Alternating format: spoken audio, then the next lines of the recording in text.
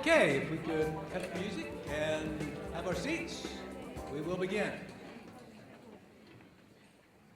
My name is Tim Hurt. I'll be your moderator tonight. And welcome to this jewel of public higher education here in Ventura County, California State University at Channel Islands, and its Grand Salon. This building that we're sitting in was one of the magnificently renovated buildings from the original campus, built in the 1930s. And it was built as part of a public works project under President Franklin Roosevelt's New Deal. And it's a very appropriate setting here on this campus to have a congressional debate or forum, whatever we want to call it tonight. I don't know. We'll let them decide later. Because it is, this campus is the home, houses the archives of one of Ventura County's most distinguished former members of Congress, the Honorable Bob Lagomarsino, who along with his wife Norma have been generous benefactors to this university. And as a state senator in 1965, Mr. Lagomarsino co-authored a bill calling for the establishment of a 4-year public university in Ventura County. Yes, it took a while for it to come to pass, but it was worth the wait. Tonight's event is co-sponsored by the university, the League of Women Voters of Ventura County, and the Ventura County Star. And to begin, I'd like to call upon a student here, Brian Whalen, who's a 21-year Navy veteran, now majoring in anthropology, who will lead us in the Pledge of Allegiance. Brian?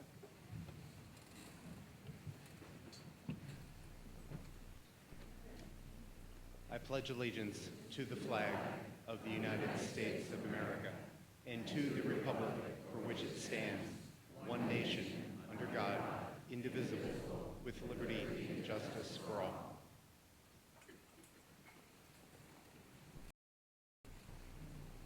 Also, I notice we have a number of people with us here tonight in the house who are Purple Heart recipients, and I would like to see if they might stand so we may acknowledge them.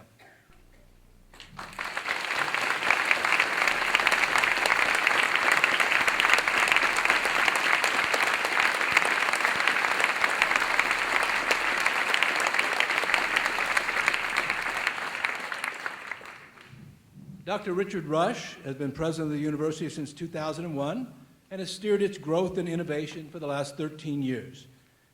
He was the past president of Minnesota State University and widely regarded here in Ventura County as a Renaissance, which is appropriate because he holds a PhD in English Renaissance literature from UCLA. He is with us today to welcome us to the campus. Dr. Rush.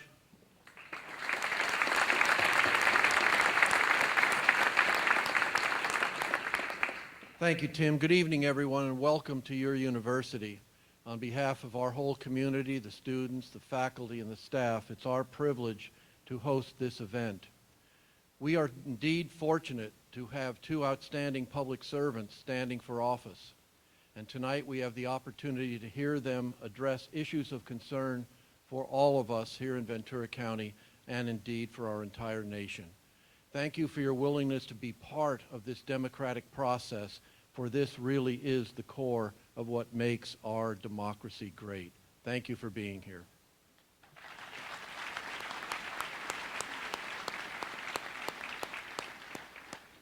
Each election season, the League of Women Voters of Ventura County plays a vital function in the democratic process in this county, sponsoring well-respected candidates forums for all manner of elected offices, from the smallest city councils to tonight's event, which features the candidates who seek to represent nearly all of Ventura County in the United States House of Representatives.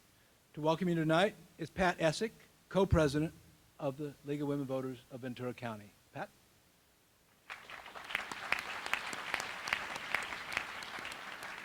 Thank you very much. I'm on my toes. There we go. As you heard, I'm the co-president of the League of Women Voters, and I'm very pleased to be here, as is the League. So happy that we were able to have the candidates here and for all of us to get to hear what they have to say. And we are very happy to participate in tonight's candidates forum. We thank all of you for being here tonight, and in particular the candidates, because we know all of the hard work you put into it. And without candidates such as you, who are willing to put in all that effort and time, wouldn't have much of a government. So we're very happy to have you here. I'd like to give you a brief history of the League of Women Voters. How many of you know what the League of Women Voters is or are familiar with the League of Women Voters? Oh, good. There's quite. For those of you who don't know, the League of Women Voters was founded in 1920 to educate the millions of new women voters granted the right to vote by the passage of 19th Amendment. Today, almost 100 years later, the League remains a nonpartisan but political organization that encourages the informed and active participation of citizens in government. To honor our historical roots, we keep the word women in the title, League of Women Voters, but the League is for everyone, men and women. We encourage all of you to help us with our mission, which includes our sponsor candidates forums, just one. We have a table just outside with materials on it. We hope you'll stop by, and if you're not a member, we hope you'll join us as you leave tonight. Think about that. The League also provides free web space to all candidates for public office on smartvoter.org. We have bookmarks with the website on it at the back table as well. Thank you again for being here tonight. It's wonderful to see all of you. It shows that you care about this district for Congress and our country and what these candidates have to say. But remember that democracy is not a spectator sport. Be sure to vote on the 4th and to encourage your family and friends and neighbors to get out and do the same. You have until the 15th of October to register if you have failed to do so. And now I'll turn it back over to Tim. Thank you. Thank you, Pat.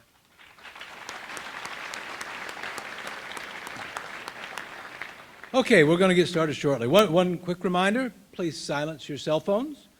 And for those of you who may wish to tweet during the debate or listening, this event is being live streamed on vcstar.com, anybody who's listening there, and may wish to tweet and engage in a social community here, I suggest using the hashtag CA26debate. And and then let's see, I also am asked to inform everybody it is a violation of League of Women Voters policy to use videos, to take any videos tonight, so that will not be permitted, and so let's leave that at that. It's heartening to see such a large crowd who are eager to better inform themselves as voters, and I know that most of you come here tonight open-minded and wanting nothing more than to learn. However, I'm also aware that some of you likely come here with at least a slight preference for one of these candidates. So, in the spirit of the League's policy of treating each candidate fairly and respectfully, and to produce a videotape that can be used here, there will be no applause, no booing, or other audible responses to the candidates. You will have a chance at the end to express enthusiasm, and also right now, as I ask you to welcome our two candidates, the representative of the U.S. House of Representatives from California's 26th District, the Honorable Julia Brownley.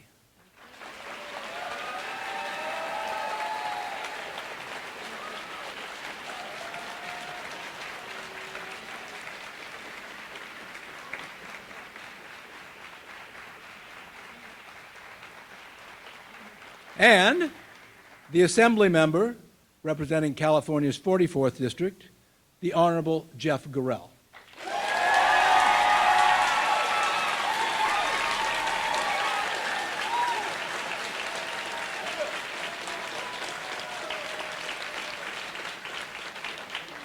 I had a hunch some of you had preferences. We will begin with a prepared question from the Cal State Channel Islands Associated Students, and then followed by one from myself. After that, all questions will come from you, and index cards have been, we're building a library of index cards over here. Volunteers will continue to collect them. We probably won't get to all of them, or perhaps not even as many as you wish, but be advised that Try to group them. If there are multiple questions in the same category, maybe combine them. We'll try to cover as many subjects that that seems you want covered. And we do ask that you write legibly because none of us up here, our bifocals don't work like they used to. And so, one final thing before we get started, and that is I want to acknowledge a representative of our third sponsor tonight, the Ventura County Star, the editor, John Moore.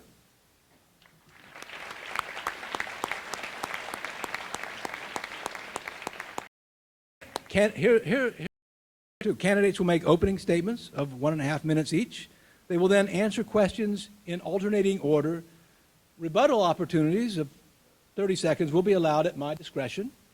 And in addition, I reserve the right to ask a follow-up question if I believe a response needs further clarification. And finally, then, each candidate will have a 1-minute closing statement. So let's first begin with opening statements. Mr. Gorell, please begin. Thank you. It's an honor to be here this evening. I do want to start by introducing my family. It's my wife, Laura, is here this evening. And my baby son, Stephen, he's 7 months. And my daughter, Ashley, she's 12. And my son, Jack, is 5, and he's at home. He doesn't like debates. But we love this community. We're from Camarillo. Two of my kids are in public schools here, and we really enjoy living here. And we've been able to give back in many ways. For 7.5 years, I served as a deputy district attorney in Ventura County, prosecuting criminals, some of California's most dangerous criminals, and standing up for victims in the courtroom, sometimes women, sometimes children. I also serve as a member of the faculty at Cal Lutheran University, and for 10 years have been educating young people in this community. And now I get to see those young people working in nonprofits and in government and small business, and it's a great reward to me. I also have served as a commander, United States Navy Reserve, and I'm a third-generation naval officer, having served 2 tours in Afghanistan, and that gives me great pride representing this very military town. And last but not least, I'm a state assembly member representing the Assembly District. 44th Assembly District is most of Ventura County, and I've been able to stand up on the floor of the Assembly and represent this community with great honor. It takes my breath away. Do great things like help get more funding for Cal State Channel Islands, and to help pass the water bill, Proposition 1, to pass the Rainy Day Fund, which is Proposition 2, and to get emergency money for Wanini Beach mitigation. It's just some examples. I'm going to take that same spirit of getting things done and working in a bipartisan manner to Washington, D.C., where they need it more than ever. Thank you, ladies and gentlemen. Thank you, Mr. Gorell.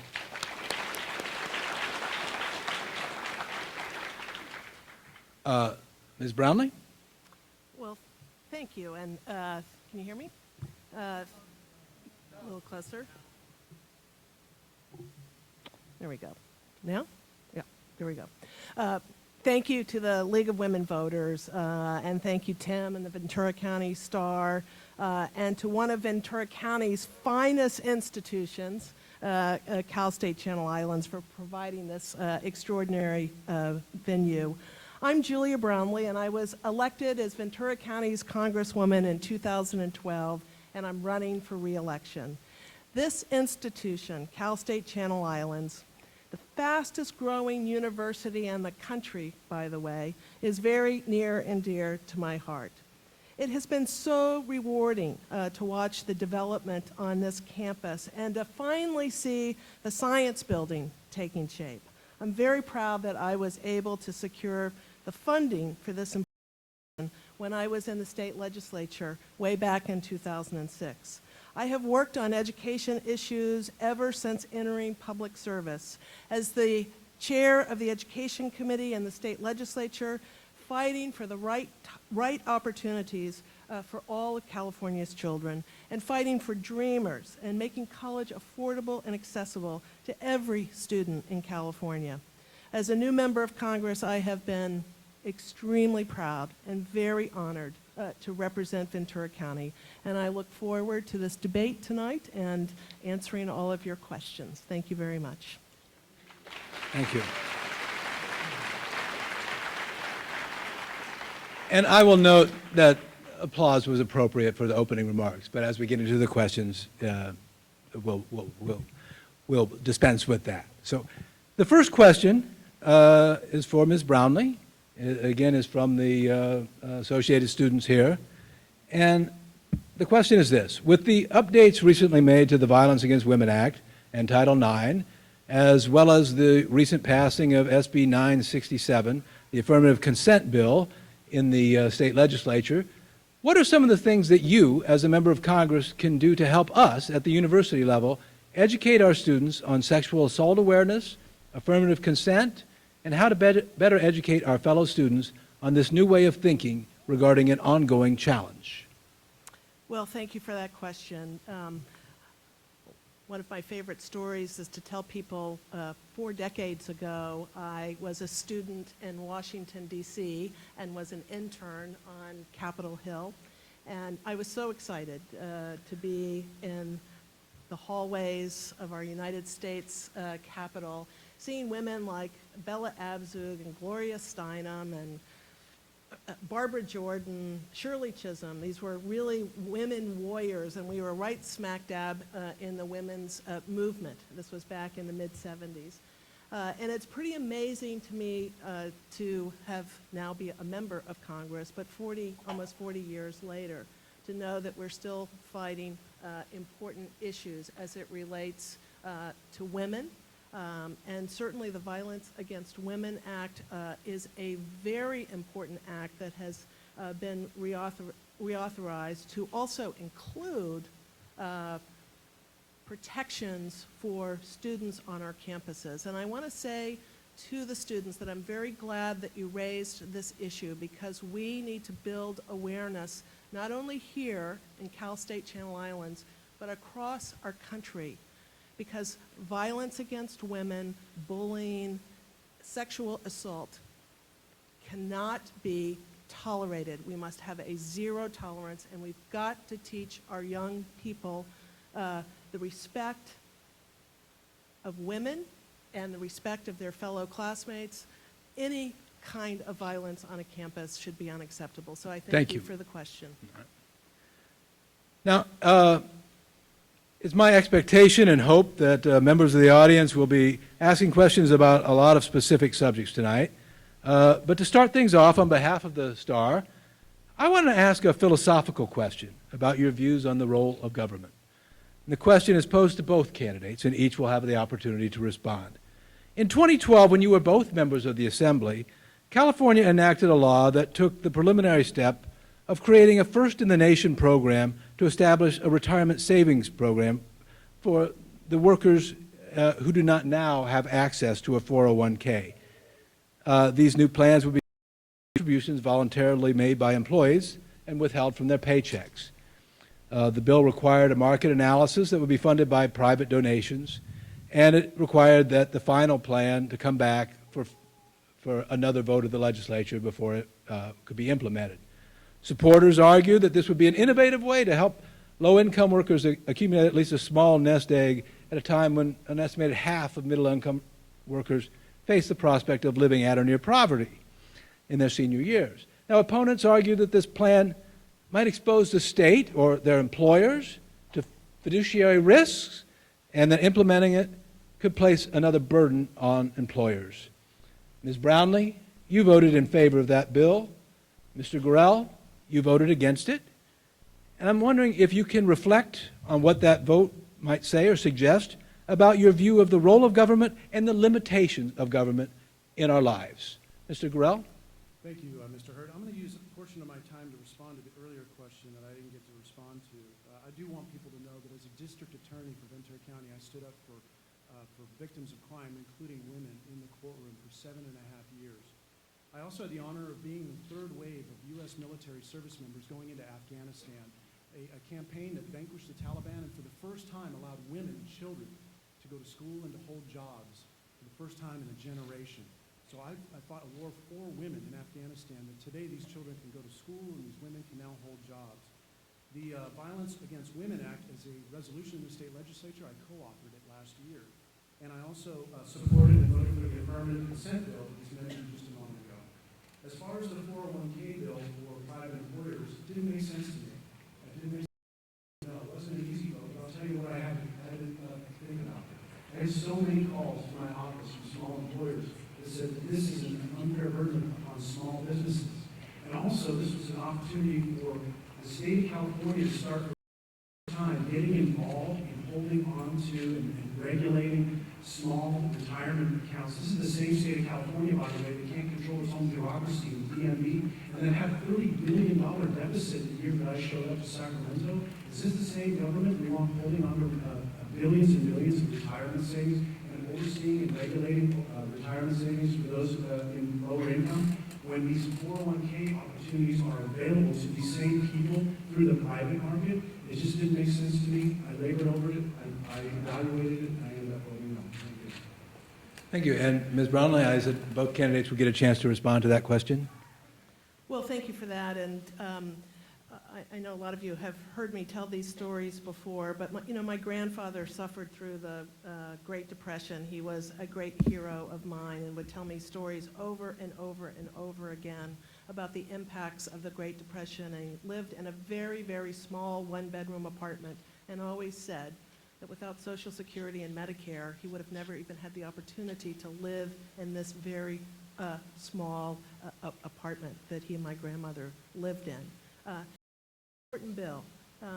Anyone, in my opinion, who works really hard, who follows the rules, and makes a contribution to their employer, to their communities, should have an opportunity to have some sense of security as they get older, or, God forbid, something happens to them along the way and they can't be in a job and earn an income. So to keep our economy strong, to spend money up front and not have to spend it on the back end because someone is out of a job, unemployment insurance, homeless on the street. Ms. Brownley, this is an important bill to support. Yeah, thank you. This next question is for Mr. Gorell. Social Security, and this is the first question that you all get to ask. Social Security reform is one of the largest issues facing the current and future budgets. And what proposals would you be willing to accept to address the long-term stability of the Social Security Trust Fund? Thank you, Mr. Hurd. First of all, Social Security is an important safety net for so many millions of Americans that I fully support. I think we need to make sure that it's solvent. We need to make sure that it's fully funded. We need to make sure that all of those Americans who are relying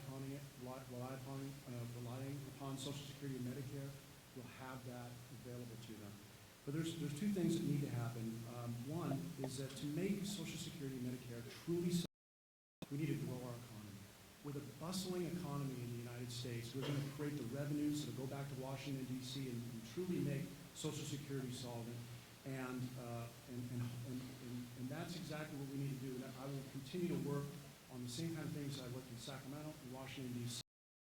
Trying to spur our economy, small business, and bring back manufacturing jobs from overseas.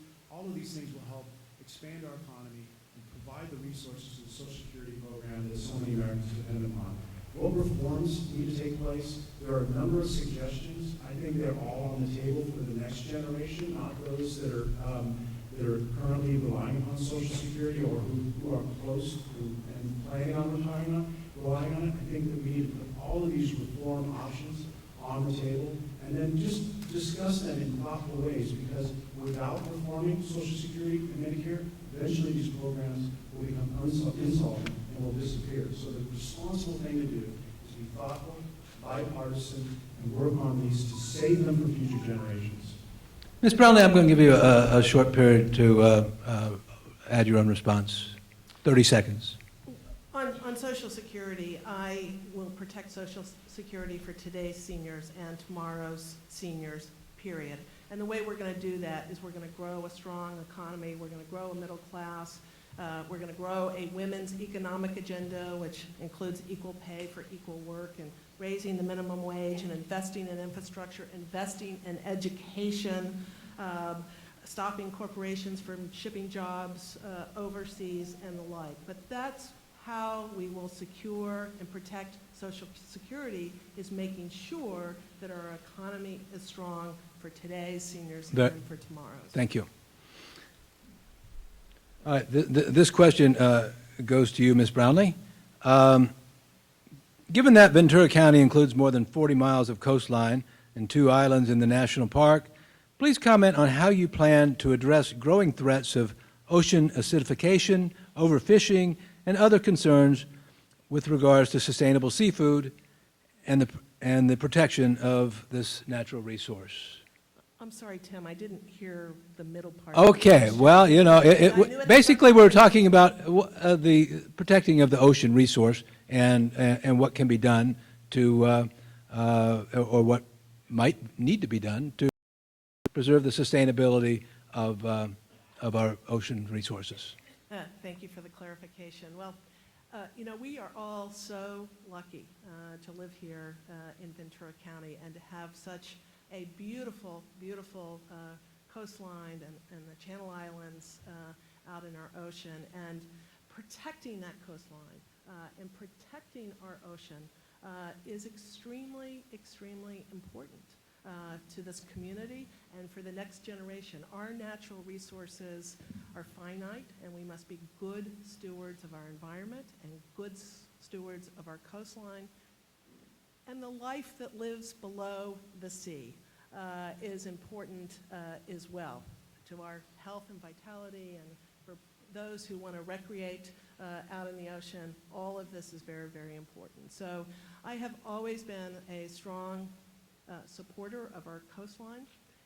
I have been a strong supporter of our environment and making sure that the air we breathe and the water we drink is clean for today's generation and for our children as well. You know, these next 4 questions cover such important issues in the discourse of politics in American politics today. I think it's only appropriate that both of you get a chance to answer these next questions. I forgive the good people at the League of Women Voters if I'm straying from the rules, but that's where we're going with this. So the first question, and Ms. Brownley, it will be, no, Mr. Gorell, it will be to you first. What is your position on the use of U.S. troops in Syria? Do you believe airstrikes alone will work? And going forward, what should our military posture be in Afghanistan? Thank you. I have the honor of serving for 15 years in the United States military. I'm an intelligence officer in the Navy. I've been all over the Middle East and Central Asia, including North Africa, Kuwait, Bahrain, twice to Afghanistan.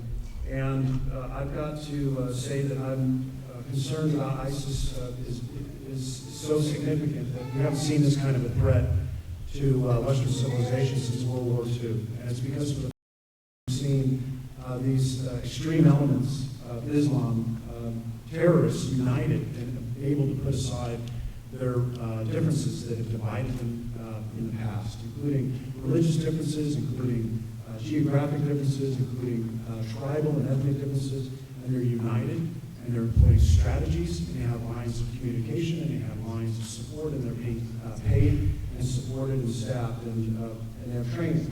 So this is a significant threat that is raised above Al-Qaeda, because for the first time they're actually taking geography, they're actually taking land and moving forward and occupying areas. I don't think that air support and air attacks alone as a targeting officer in the military will not finish this job of eradicating ISIS. Unfortunately, to do effective targeting, I can tell you, you need people on the ground. You need at least special forces on the ground to help do force multiplication with our regional partners, and to do battle damage assessment and to do forward. Time is up, Mr. Gorell. Forward targeting. Thank you. Ms. Brownley? We're into this issue with Syria, I think, for about 2 months now, and the world is a complicated world. After 9/11, the world changed for each and every one of us. ISIS is a threat to the region. It is a threat to our national security, and it is a to our homeland. And so I think the actions taken to support troops in Arab countries in the Middle East is the right direction to go. So what we're doing is, one, in Iraq, we're building troops in Iraq, the Iraq Army, Peshmerga, and the Kurds on the Syrian side. I voted for, as a member of Congress, to support resources to train moderate, pragmatic Syrians, Sunnis in Saudi Arabia to begin to be troops on the ground with support of the United States in the airstrike. We've got to build coalitions within the Middle East, within the Middle Eastern countries. This can't be a war this can't be a fight that the United States is in alone. We've got to build those coalitions, and we've got to bring soldiers from the Arab world on the ground to assist with the airstrikes. Okay, perfect timing. Thank you. This question also goes to both of you, and this one will start with Ms. Brownley. Although neither of you is a scientist, I still want to hear your views on man-made climate change. Specifically, is it real? How problematic is it? And what will you do about it? Can't hear me? Climate change is real, and I believe that part of climate change is certainly, there's a direct correlation to it being man-made, and I believe in that science. And I sit on the Science, Space, and Technology Committee back in Washington, and we debate this issue a lot. And it is so important that the United States takes a leadership role in this. I'm proud to have served in the California legislature, where the state of California, I think, has done a good job. But the rest of our country needs to follow California's leadership, and we have to protect the climate around the globe. This is, again, back to our natural resources and our precious resources that we have to protect.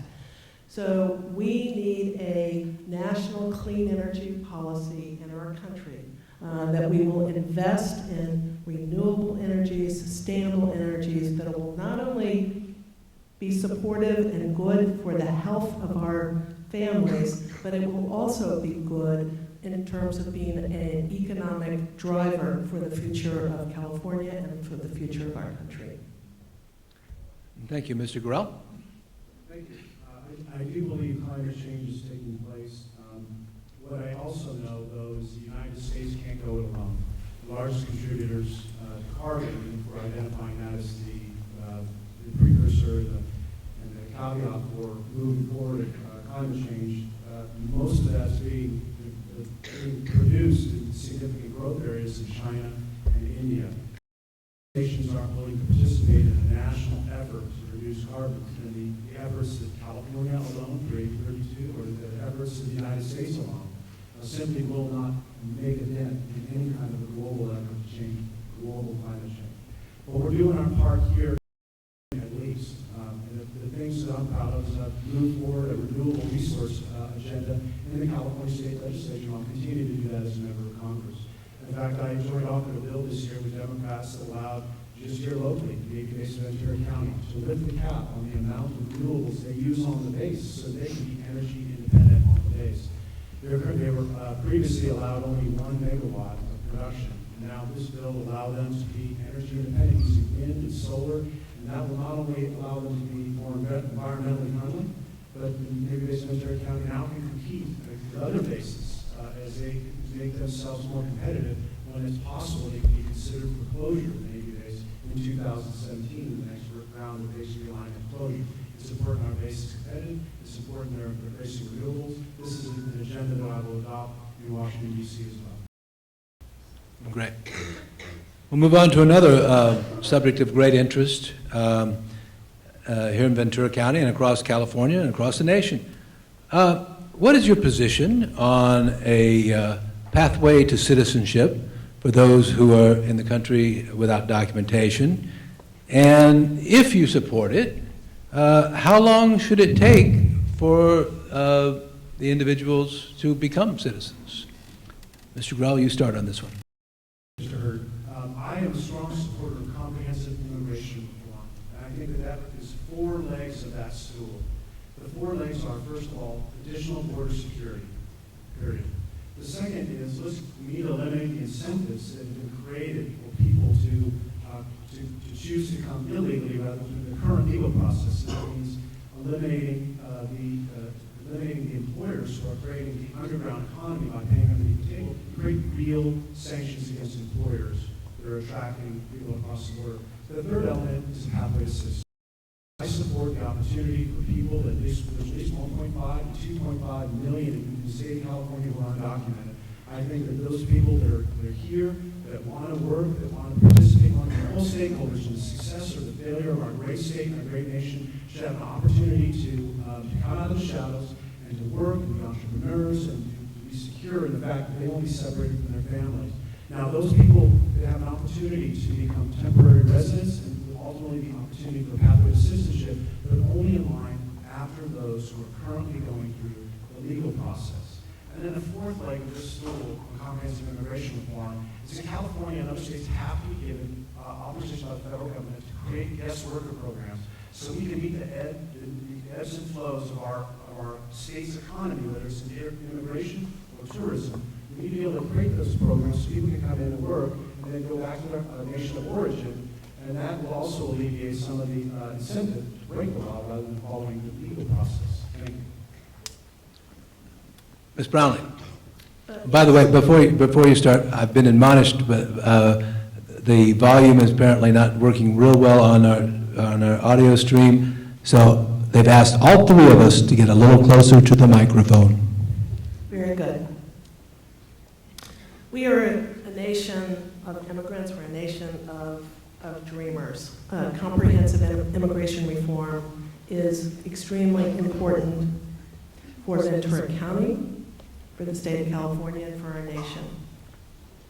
In Ventura County, we're sort of a microcosm here in Ventura County, really for the nation, because we have part of our economic driver is our agriculture and part of the beauty of this county.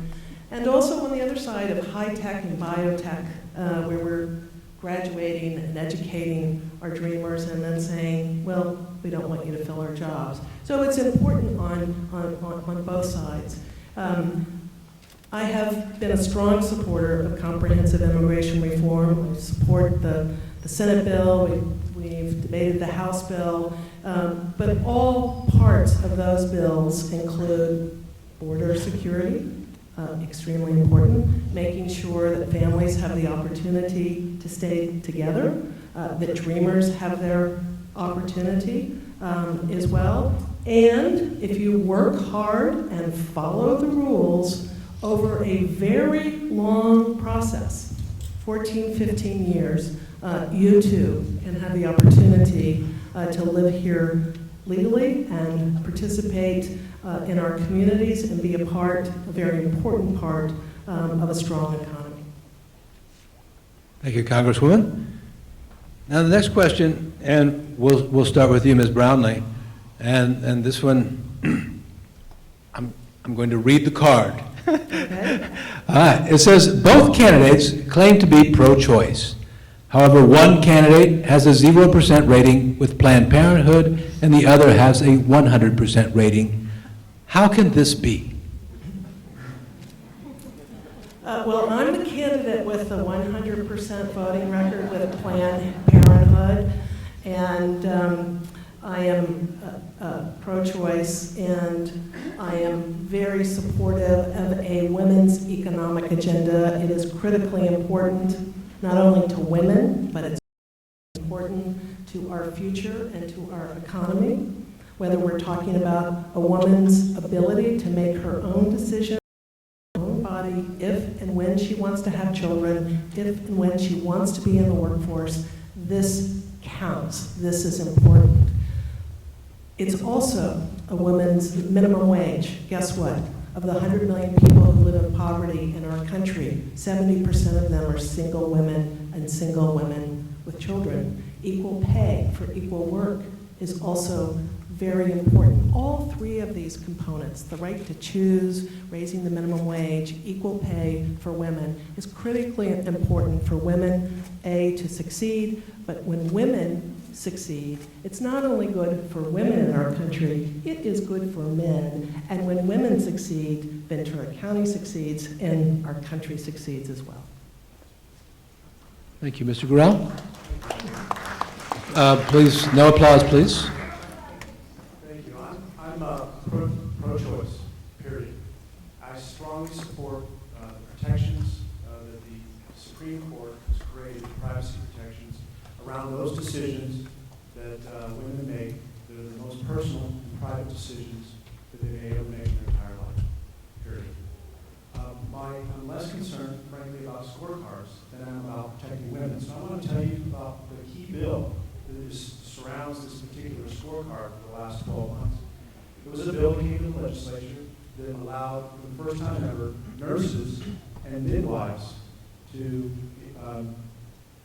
engage in the procedure to operate, create, and do an abortion. And the Nurses Association opposed this bill in its first iteration. And legislators representing inner cities came to me and they said, Jeff, we're worried about a two-tier healthcare system created from this bill where women from inner cities and low-income areas are forced to only be accessible to a nurse or a midwife to have an abortion performed, where people in more affluent communities or middle-class communities would have access to doctors. This two-tier healthcare system, I think, is terribly unfair, and it is the opposite of protecting women. I voted no, and I'm proud of that vote. My scorecard suffered, but I'm more interested in protecting women than having 100% scorecard. May I respond? I've asked again, please withhold your applause, and I hope we can refrain and continue on with this discussion and learn a little bit more. Now this question, Mr. Gorell will answer first, and it's just a very simply phrased question. What is your position on the Affordable Care Act? Thank you. I didn't support the Affordable Care Act. I didn't vote for any of the bills implemented in the California State Legislature, and if I have to give the opportunity in U.S. Congress to vote yes or no on the Affordable Care Act, I would vote no. I would vote to repeal it. But I do think that there are components of it that I would like to see carried forward. For example, I don't think anyone, Republican, Democrat, or anyone in between, agrees that somebody should be kicked off of their health care insurance for a pre-existing condition or forbidden from getting health care insurance. These are some of the elements of the Affordable Care Act that I think that have bipartisan support. And I intend to do in Washington, D.C. what I did in Sacramento for 4 years, and that is be at the table when these important decisions are made and be a leader at that table. And be a bipartisan problem solver who actually works on figuring out how to make these things work and to fixing the elements of the Affordable Care Act that are absolutely broken, and they are. Because I get hundreds of calls to my office from people throughout this community who say that they're no longer allowed to see their family doctor that they've had for 30 years, or that they've been bumped off their individual plan that they've had for so many years in their business, or that they have to now charge more of their employees for health care and they're going to have to lay 2 people off. Or that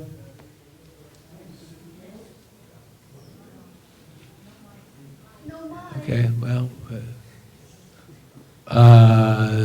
we had an answer? Yes, I'm back on. How about you, Jeff? hello, does that work? Yes.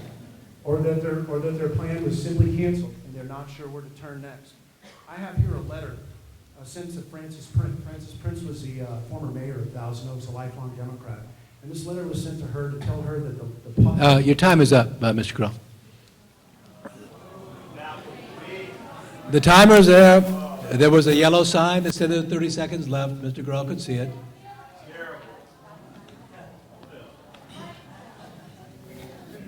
Timer, did you make an accommodation for the interruption on the loss of sound? Did you make an accommodation for the interruption with the loss of sound? Yes, that was accommodated. Okay. Ms. Brownley, your response.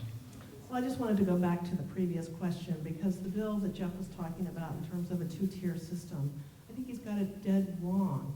It is a about making sure that women across our country, poor women, women of low economic status, all have access to making sure that they can make their decisions about their own bodies. I want to be clear about that. So I support affordable, high-quality health care for every single American. And I can tell you, as I travel through Ventura County, the Affordable Care Act is working for some. Some approach me with tears in their eyes saying for the first time with their children who had a pre-existing condition and they weren't denied their health coverage. And I've had others who said, this is not working for me at all. My premiums have gone up. I don't have access to the doctor that I had in my old insurance policy and not happy at all. So we have to work towards fixing it. But we cannot go back to a place where a pre-existing condition denies you health insurance, where you have a cap on your health insurance policy. So if you're really sick, we're going to help you halfway through. The rest of it's the rest of it is on your tab.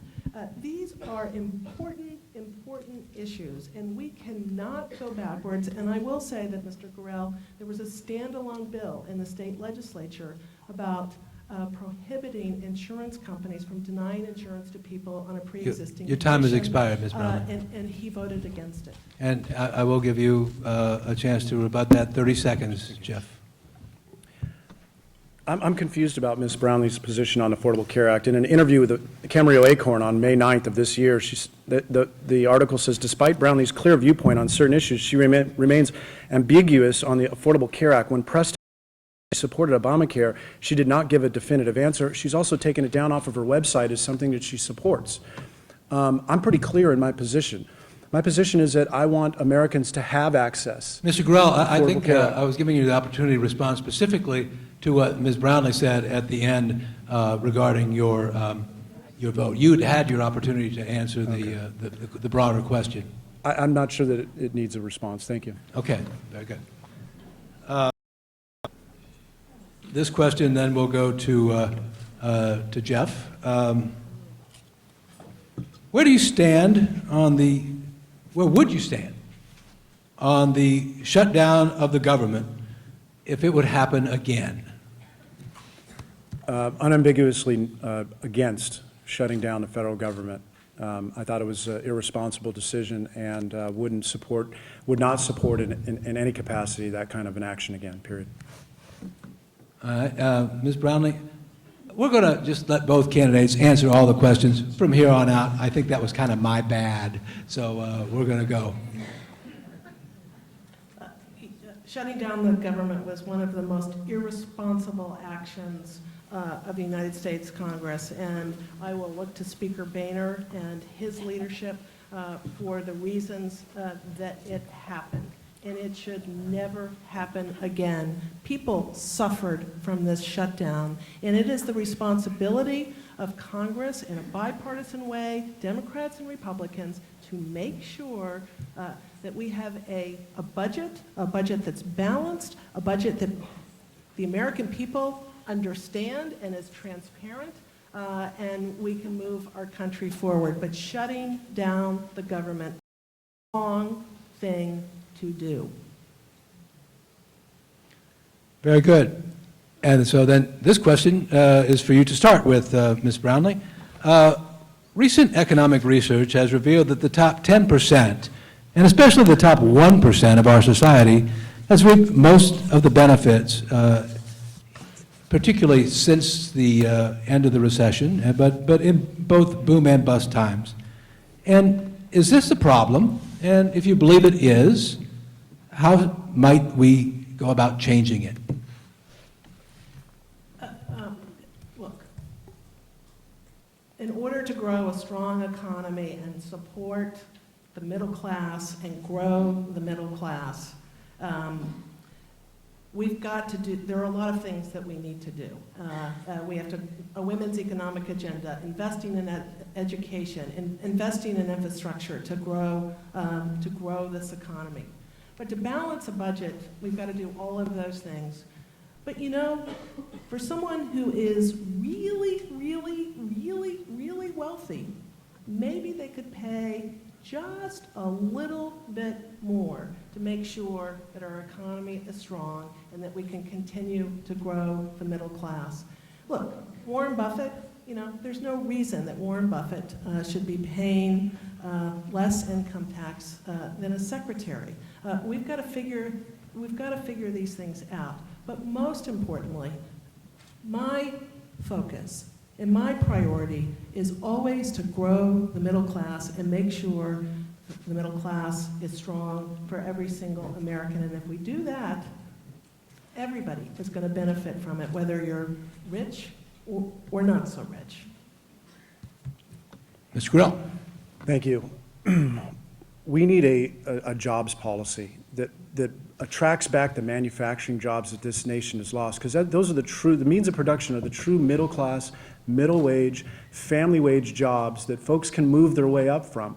It's inappropriate for everyone to be on a entry level minimum wage job, and the reason why so many people in America are stuck in a minimum wage job and unable to move up is because the policies in Sacramento and the policies in Washington, D.C. have pushed the middle class, middle wage jobs. We used to have 7 automobile manufacturers in the state of California. Now we have just 1, and it's a small boutique firm that's growing. Thankfully, they're here, but we need to work harder to track back the aerospace that we had here. We had so many, this is the golden era of aerospace was in California. Many of these jobs are now gone overseas, and we need to have a policy that brings them back. And I was honored to be the chief negotiator on the manufacturer's tax exemption for the state of California. And it's a level playing field, makes California competitive again for some of these manufacturing jobs, and is one of the reasons why companies like Haas Automation would consider staying in Ventura County rather than going to Texas, where they've been courted. I think we need a stronger energy policy to fuel the manufacturing base and to keep jobs going in America. And we need to immediately enact immigration reform. Immigration reform, as I described it a minute ago, will be an economic renaissance, not just for this community in the state of California, but the United States of America. That's very good. And Jeff, we'll start with you here. And we're moving along. These are good questions, and we've covered a lot of topics. And we're moving on to another one that I'm sure you'll both be thrilled to address. This one is, what is your position on fracking, and how would you balance job creation at the same time safeguard public, environmental, and health impacts? Jeff, Okay. Jeff, it's yours. Thank you. I think the bill that I voted for this year and supported, that Senator Fran Pavley carried, strikes exactly the balance that the question calls for. And that is, fracking as the newest evolution in the ability to extract oil and natural gas is a big job creator for the state of California and all throughout the nation. But we also need to balance that out with the fact that we love our beautiful environment here. We need to protect our aquifers. And we need to ensure that we have transparency. We know how this process is being engaged in our community.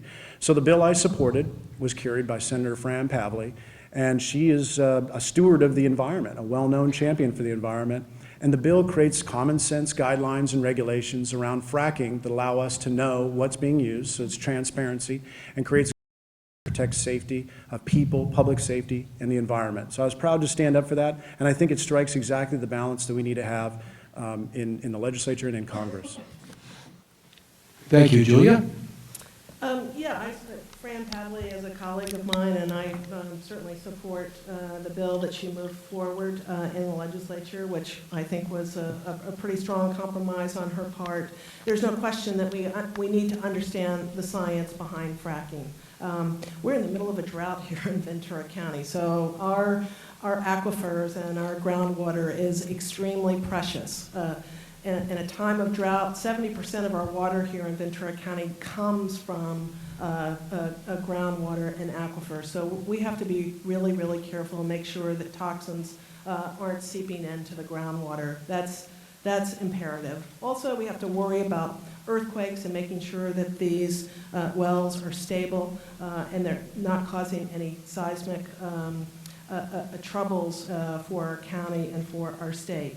So we need to move forward. But I will say that, Jeff also voted against looking at issues to maybe pull back from fracking until we really do know the science to make sure that we're protecting, as I said, our groundwater. And I'll also say, Fran Pavley was the author of AB 32, which is our major climate change bill here in the state of California, and he also voted to roll back that legislation in the state legislature.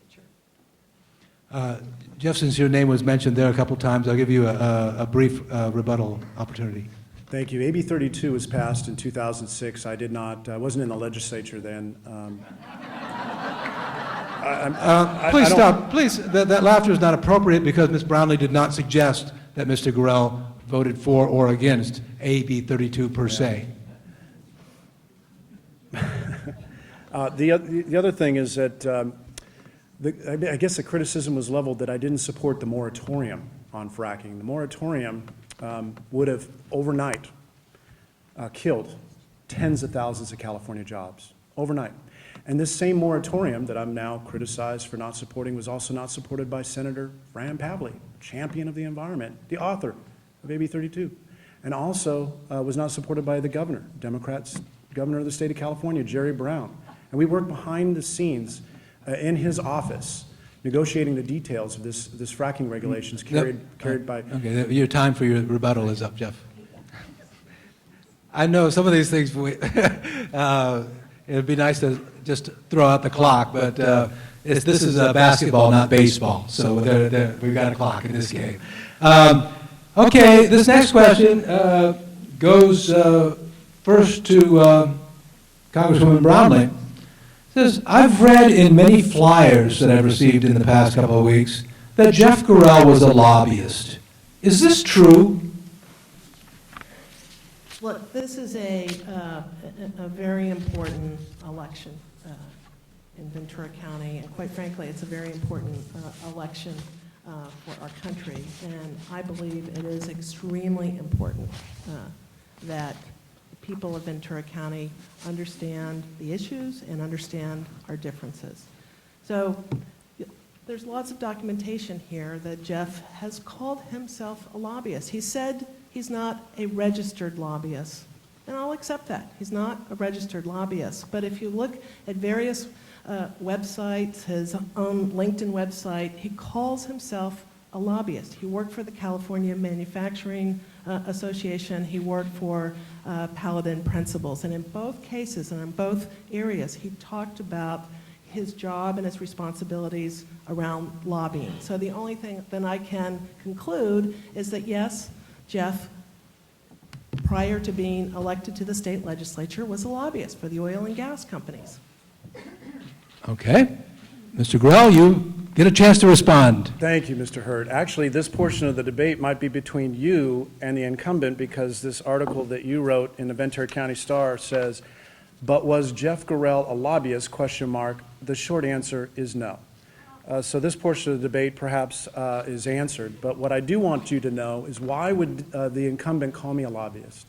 Maybe it's perhaps because she's trying to distract voters from the fact that I served in a combat zone, that I served in a courtroom, that I served in a classroom, and that I've served in the California State Capitol. Has any of her flyers talked to my service overseas or my efforts as a bipartisan legislator? Has any of her flyers talked about the fact that the Sunlight Foundation ranked me as the second most moderate, second most bipartisan member of the California State Legislature? Has she talked about the fact that I've been teaching for 10 years at California Lutheran and have had classrooms full of students that are now productive members of this community? None of that this is a distraction and is part of a very disappointing and very partisan campaign being run by the... Your time is up, Jeff. May I respond? You may. A short rebuttal. First, I just want to say to everyone that I really honor Jeff and his service to our country. So let me just, put that right out there. The point is, in a job when you're lobbying, you're lobbying for one particular interest. And if you look and study the voting record of Jeff in the state legislature, you will find on many occasions that Jeff has put special interests the interest of oil and gas companies, the interest of tobacco companies, the interest of bringing LNG here to this community. Okay, your time for rebuttal has The expired. citizens of Ventura County. Your time for rebuttal has expired, but since we got a little back and forth, but I'm going to cut the time even more. Jeff, you got 20 seconds to rebut that. Thank you.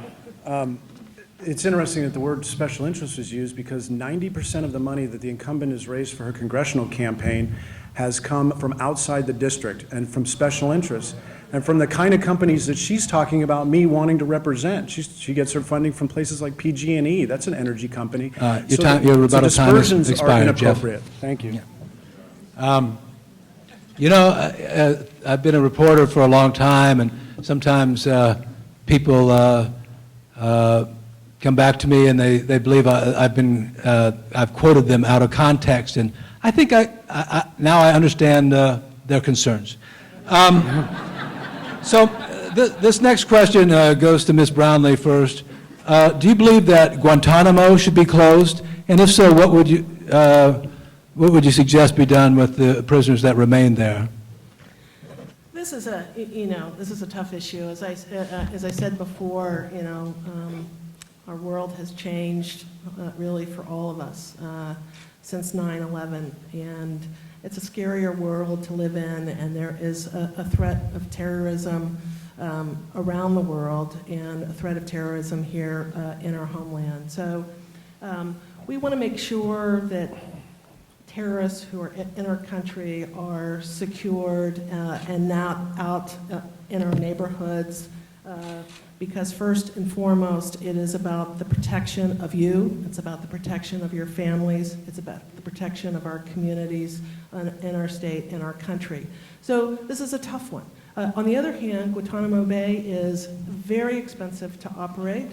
There is the cost of Guantanamo Bay over and above putting prisoners in very secured prisons that has to be balanced. So for me, I am always going to take the safety of the community first, and that will always be my priority.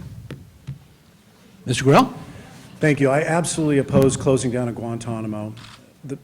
And I do not want any of those prisoners brought to the United States, and I do not want them put on trial, and I do not want them given the kind of rights that other criminals would get here in the United States. The ever-presence on TV every night of ISIS and its growing ability to be funded and to recruit and to train and to bring people from all over Western Europe, Central Asia, Australia, United States, people trying to get on a plane to fly over there from Chicago. All of this should concern you that there is a growing element of extreme Islam out there, and we're watching on the internet beheadings.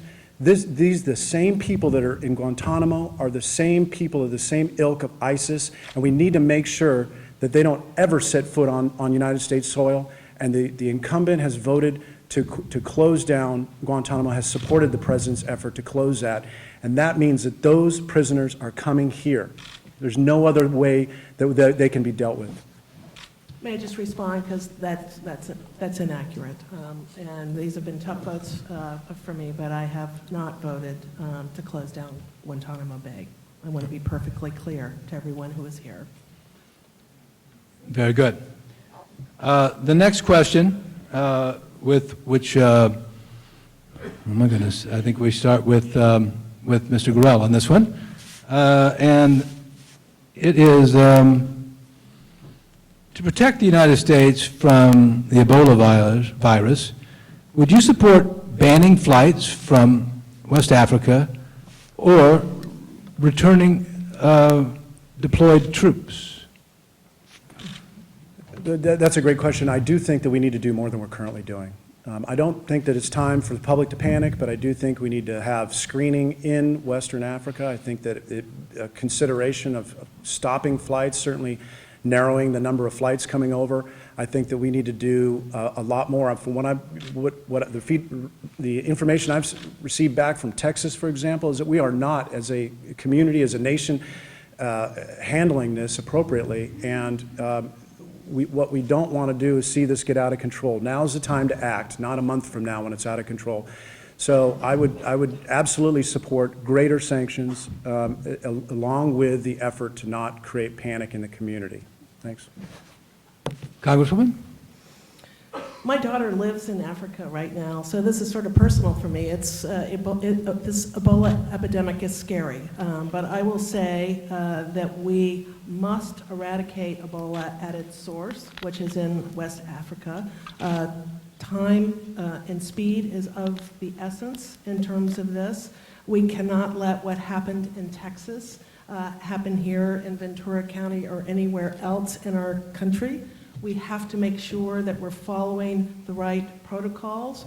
We cannot have panic, but we have to have vigilance in making sure that we are eradicating this at its absolute heart. And it has to be an international effort.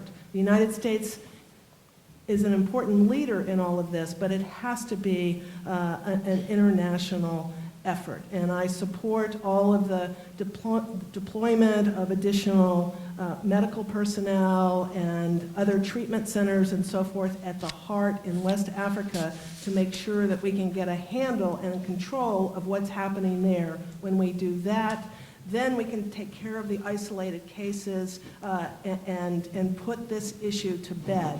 But it's an important one, and it's important that we follow all of the protocols of both the CDC and Homeland Security. Very good. And this question would be to you, Julia, to begin. Across the country, not in California, but in many states, we've seen a proliferation in the past few years in legislation that dealing with voting rights, eliminating early voting, requiring ID at the polling place, and a number of other changes that some have argued are designed to suppress voter turnout. Is there a role that the United States Congress can or should play in making certain that state laws permit fair elections where every citizen in the United States has the opportunity to cast a ballot? Well, I thank you for the question, and this is a question that really is at the heart of our country and our democracy. And I have always and will continue to support any legislation that makes it accessible for folks to register to vote and to make sure that everyone can cast their vote in these important elections. The Voting Rights Act and what the Supreme Court ruled on was not a good thing. It basically, in essence, repealed this whole issue about racial discrimination in elections across our country. We know that there is discrimination in the country. There are ways in which to fix it, to focus on states who are not in compliance with the Voting Rights Act. So yes, there is something that we can do. The United States Congress can vote on legislation to fix what the Supreme Court did to the Voting Rights Act. But guess what?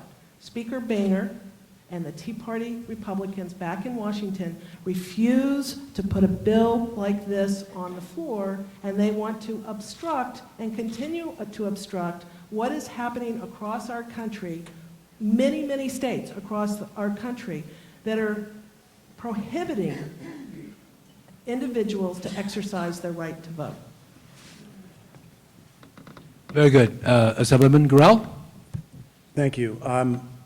If there's evidence of intent or evidence of action to suppress voter turnout, it's a crime. And I think the Department of Justice does have a role in the United States to ensure that this is happening in any community or any state, period. I think California has led the way in many ways to enfranchise voters. We've communicating in all different languages in all different communities.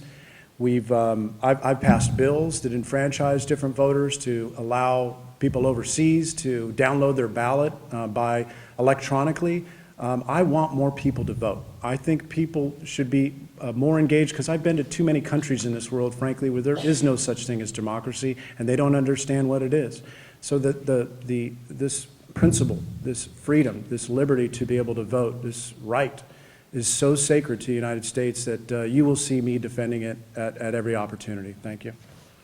Very good. These next three questions, it seems to me, can be answered in relatively short order. So I'm going to ask the timer to 30 seconds each on these next three questions. And we're first with Assemblyman Gorell. Do you support marriage equality? I think that issue is resolved by the Supreme Court of the United States, which has now allowed most of America to do this. I certainly don't think that the federal government, which I'm running for a position in the federal government, should be involved in making that decision. In fact, I oppose the Defense of Marriage Act, which created a national standard for what marriage is. I oppose that because I think that it should be left up to the state as a community to decide what the institution is they describe as marriage. I personally believe that marriage is one man and one woman, but I think that now that issue is resolved and it's behind us and is actually completely out of the purview of the U.S. Congress. Very good. Congresswoman Brownley.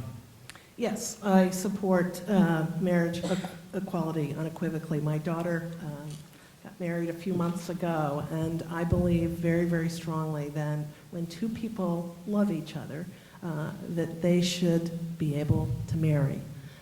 We're making progress in this country. There's a momentum that is building around this, but I have and will continue to support marriage equality. It is part of the fabric of this wonderful, wonderful community that we live here in Ventura County, and you can count on my support.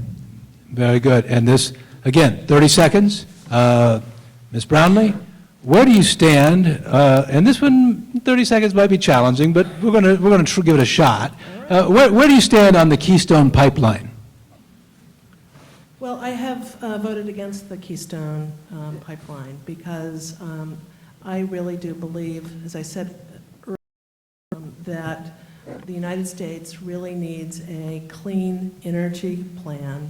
We need to begin to invest in alternative energy sources, wind, solar, renewable energies, and put them in a collective basket, if you will. And that's the important direction for our country to go in. Why? Because we want to keep our planet safe and we want clean air and clean water. But two, it's important economically to invest in alternative energy structures. It's strong, it's good for jobs, it's good for the economy.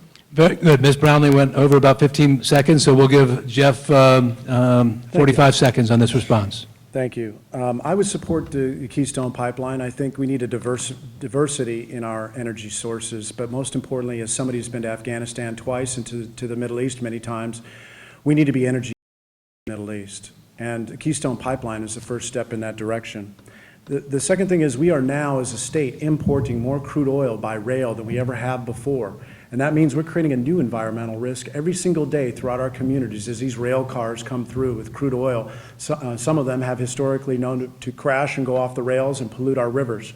And then third, the local community here has always pushed back on additional production off the coast here, off the coast of California, off the coast of Ventura County, off the coast of Santa Barbara. And to open up the Keystone Pipeline would take a lot of pressure off production here locally, which I think is a positive thing for the environment. Thank you. Thank you. All right. Again, actually, we'll go back to our original format on time. And this question is first posed to Assemblyman Gorell. 90 seconds, yes, yeah. California increased its minimum wage. First component kicked in last July. The next one will kick in on January 1st, 2016. And 27% of workers in Los Angeles are paid a minimum wage. Should the Congress increase the federal minimum wage?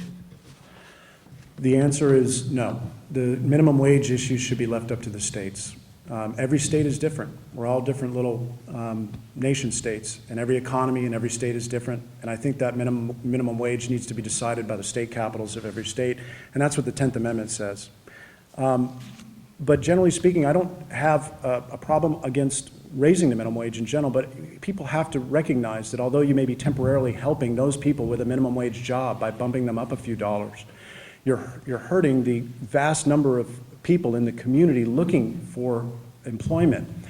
When you raise minimum wage, you constrict the opportunities for new jobs and therefore make it more difficult for people to find new employment, or young people to get that first job or have that job that is a minimum wage job.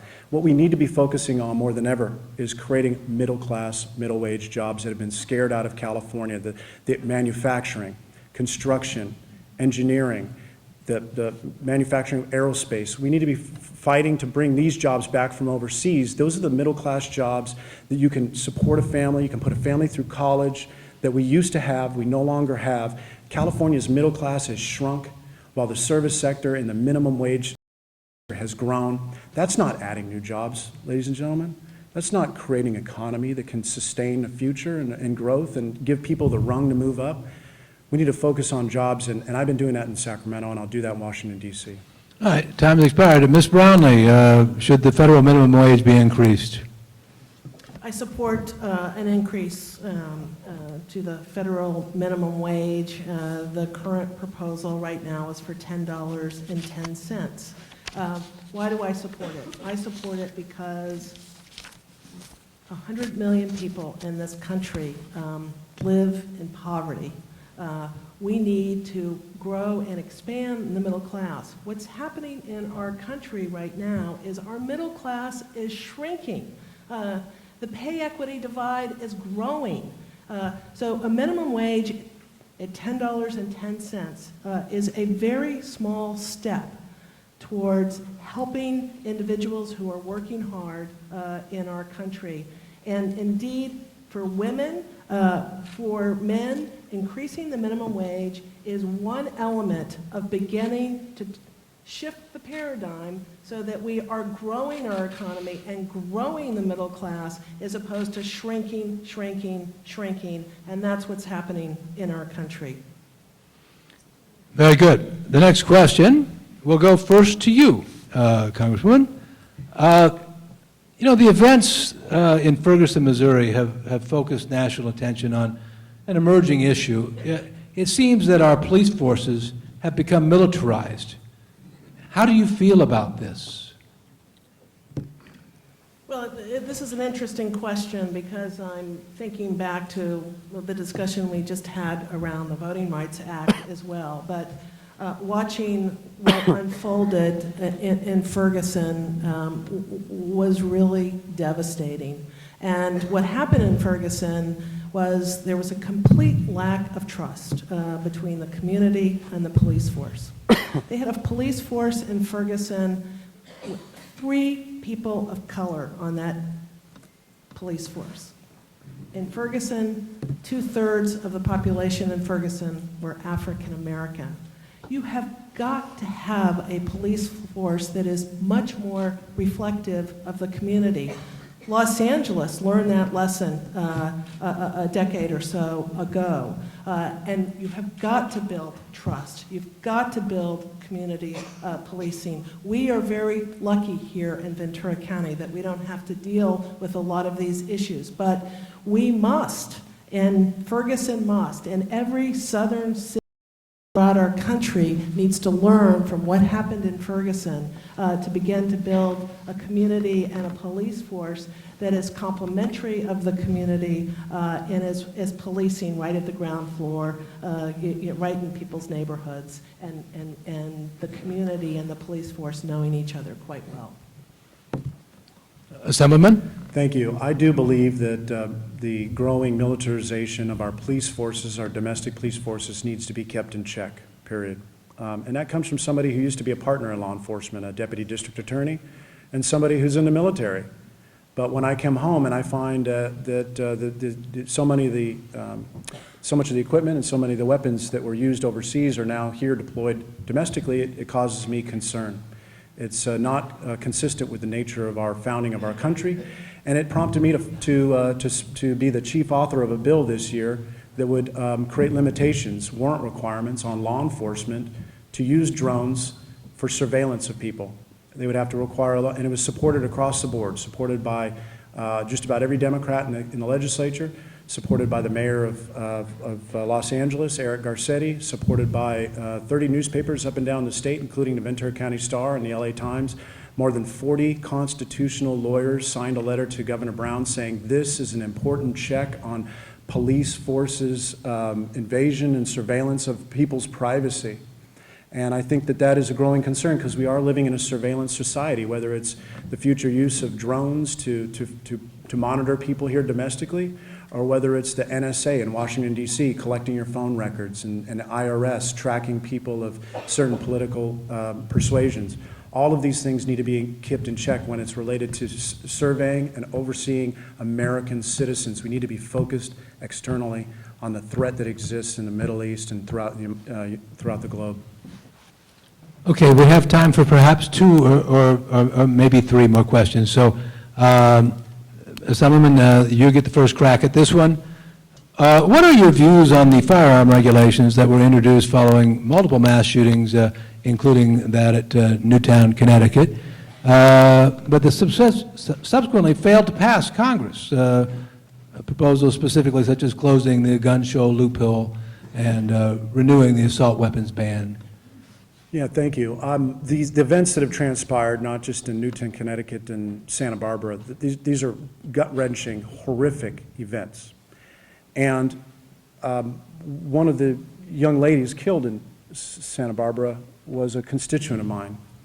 And if there's anything that can be done to prevent this kind of terrible, senseless act of brutality, I would absolutely stand up and support that if it was proven to me that any of these bills would stop such a thing. In fact, on occasion, I've been convinced that there's action that needs to take place. For example, I supported a bill that gave resources, emergency resources. This was opposed by the NRA.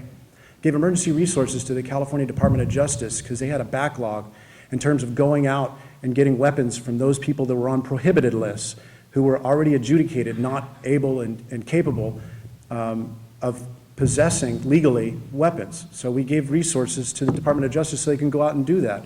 Absolutely, I'll stand up. But what we need to do more than anything is we need to address the mental health crisis in the United States of America. We have failed to do that, and that is the core of these issues, more so than regulating law-abiding Americans who possess small arms and handguns. It's going after the core issue, and that is how can we help these young people who have these mental health issues? And I will be a champion on that issue in Washington, D.C.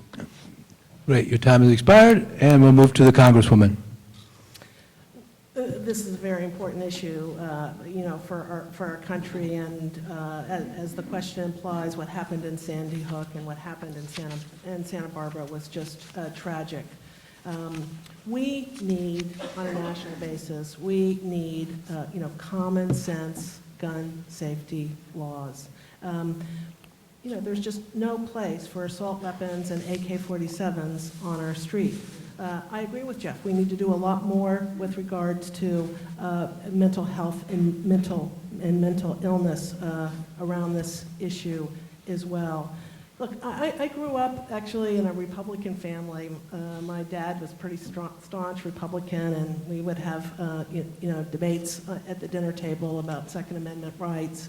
So I understand what that means to a lot of folks, but we need common sense, gun safety laws so that we can prevent things like things that are happening in Santa Barbara, so that we can prevent what happened in Sandy Hook. And God forbid that another tragic thing will happen in our country, and it's very important for us to move forward. But again, I will say that Speaker Boehner and the leadership within Congress refuses to bring a common sense gun safety law to the floor to allow Congress to work its will and move an important piece of legislation like that through for our country.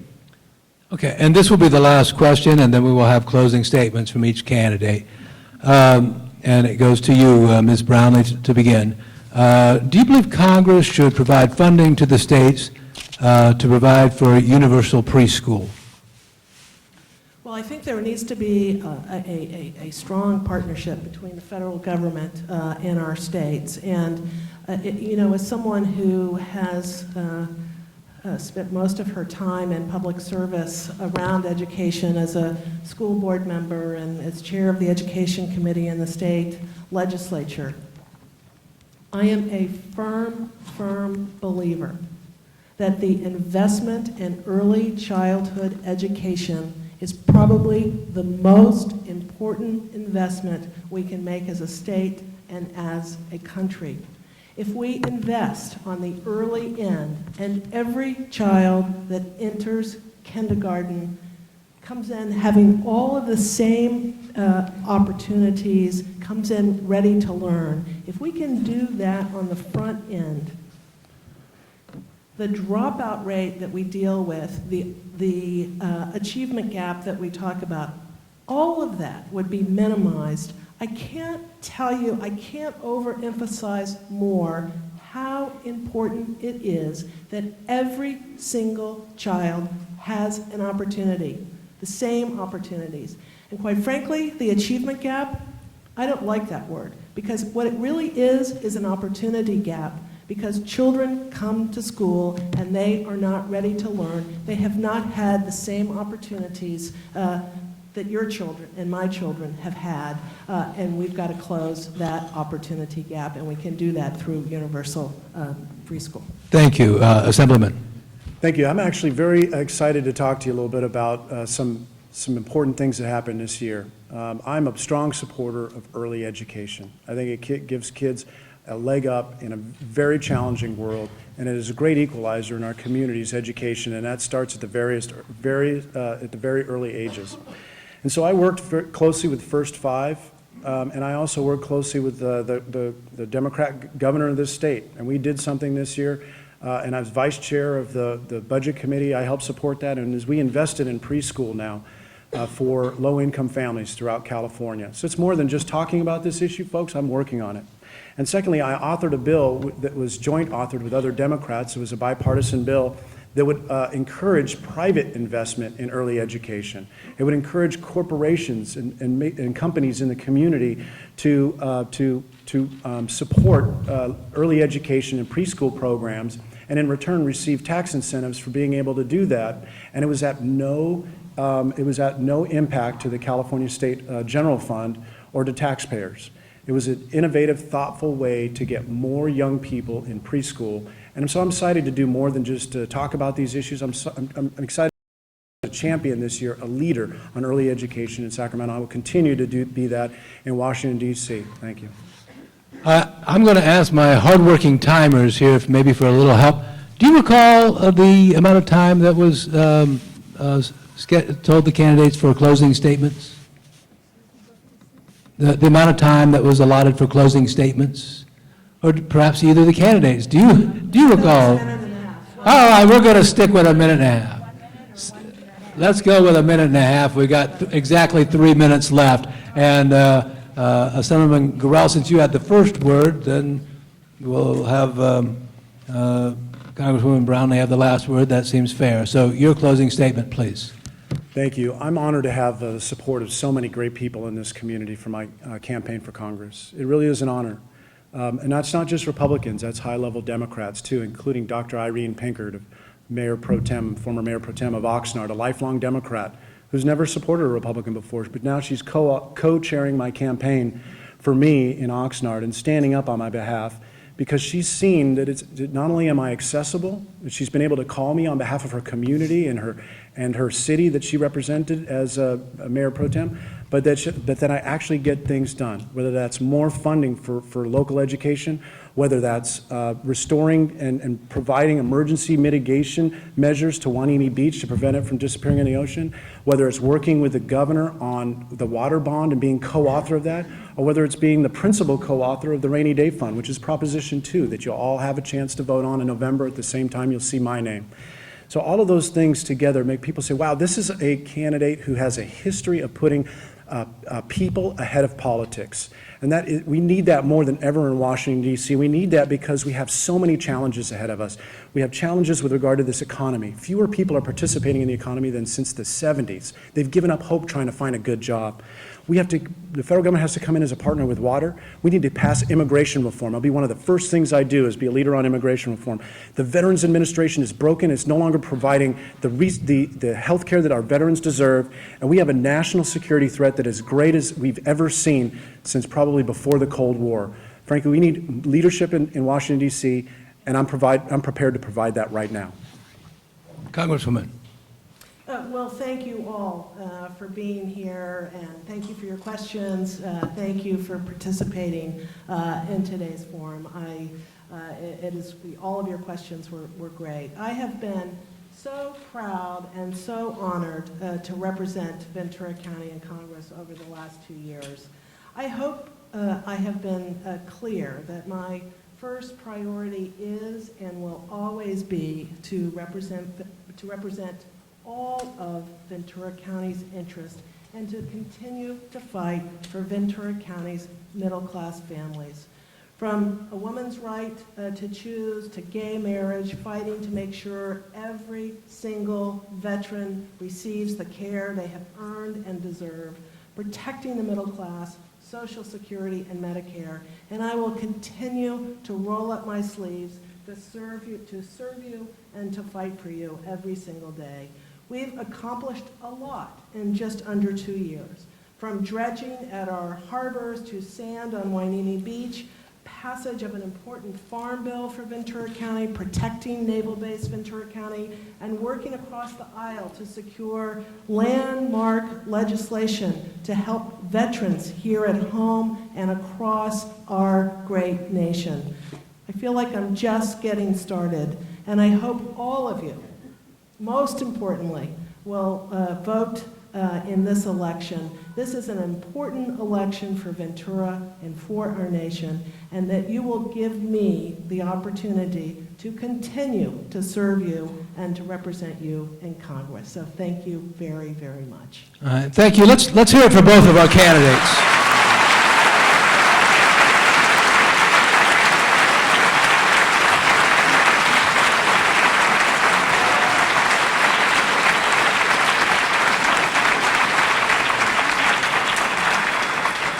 And before I urge all of you to have a safe drive home, I also think we should give one more round of applause to our terrific sponsors, Cal State Channel Islands and the League of Women Voters of Ventura County.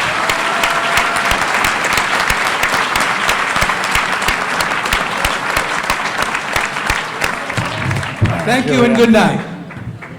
Well, see ya. All right. Along in the campaign trail. Yeah, you too. See ya. Good luck.